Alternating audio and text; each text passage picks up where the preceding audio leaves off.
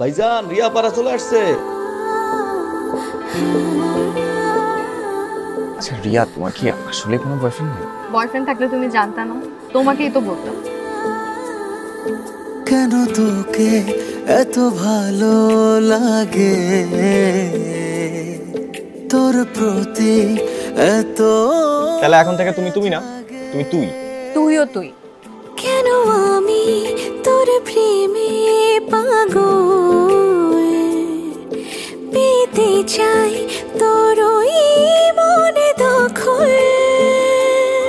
ছাড়বো না কখনো তোর ওই দুটি হাত। তুমি এত বছর বিদেশে থাকলা, কত সুন্দর সুন্দর ছেলে, কাউকে তোমার মনে ধরে নেই?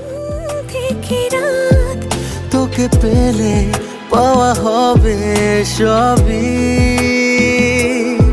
তুই আমার ভালোবাসা, আমার পৃথিবী।